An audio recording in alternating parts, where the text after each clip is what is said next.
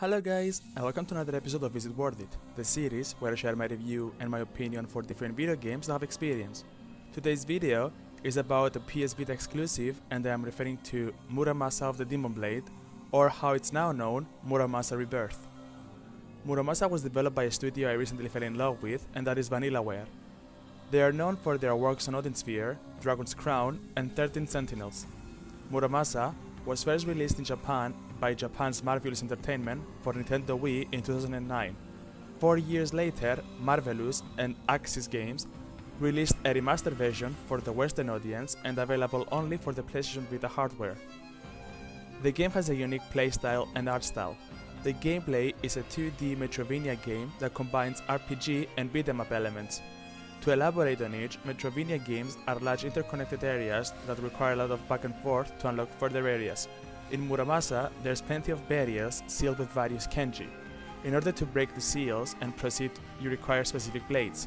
Certain blades break certain colored barriers to allow the player to proceed forward. The RPG elements come from the leveling system and the giant sword skill tree.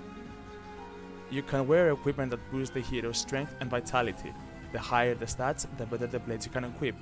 Last but not least, the beat-em-up elements comes with the encounters. Enemies appear on the screen, and you have to defeat them in order to proceed. Let's start from the beginning though. Muramasa Rebirth comes with two stories, the story of Momohime and the story of Kisuke. These two characters share different adventures, different encounters as they venture through Japan. I'll try to briefly sum up the stories without much spoilers.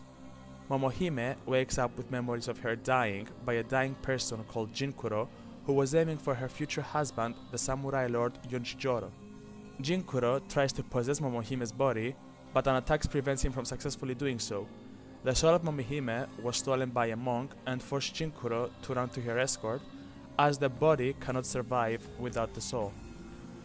There is plenty of events happening that change the way the duo works and interacts with each other. Kisuke, on the other hand, had a different story.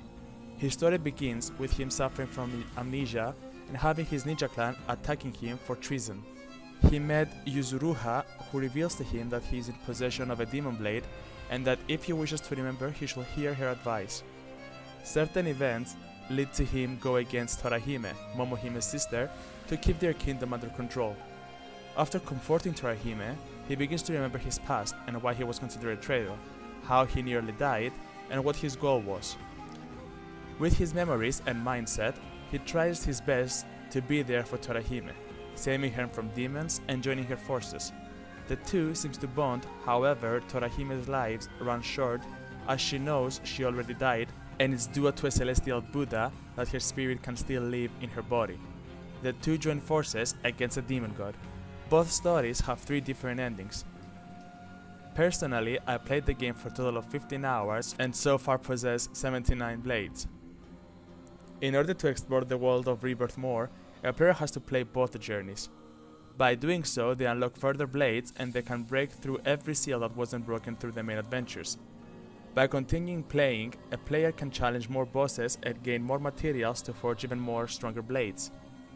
Every white barrier breaks only after the 2 stories are complete, and some of them allows the hero to fight boss encounters from the other hero story. For example, Kisuke can now encounter the monk from Momohime's fight. However, there is a small twist. Last but not least, every blade that Momohime possessed can be played with Kisuke, and every blade forged on Kisuke's story can be played with Momohime. The gameplay is simple. The player maneuvers around with L3 and jumps with X. Double jump is available by repressing X, and holding it whilst in air will slower the landing. The keypad can be used to change through items, and you use them with down. These items are healing items, items to escort you in combat, or even help the player escape a given challenge, given that it's not a boss fight. Defense can be done by holding square or by evading with holding down L3 and moving it left and right in order to roll. Projectile attacks can be deflected with square. Triangle is used to swap in between blades. Swapping blades when they're powered up makes a full screen damage effect. Both heroes can have a total of 3 blades equipped. Each blade has a unique attack that can be triggered with circle. These attacks are various depending on the blade's abilities. Some are magic, some are celestial slash, some are curse magic, some are just spinning around, some are just tornadoes, and etc. etc. Square is the main use of attack. However, the way you use it causes different attacks. For example, holding down square and in direction causes an attack similar to dash. Square up, down, left, right have various animation and attacks. There is a starving system that restores health and spirit power. However, when consuming food, a bar appears that will prevent the player from further healing until it's empty. The bar represents starvation, so it makes sense that the hero won't eat if they're filled. Visiting a village can provide food, cooking materials, maps, and other equipments and armor. Blades have their own health bar and break when deflecting or blocking attacks. Being Muramasa blades, however, mean they will recover given certain time. All three blades are on top center, and when they are broken, they are represented with a broken sword. A broken blade will have a pink bar that will slowly recover. When it's filled, the blade is able to be used again. To forge more powerful blades, open the menu, select Forge, and find the blade that you need to forge.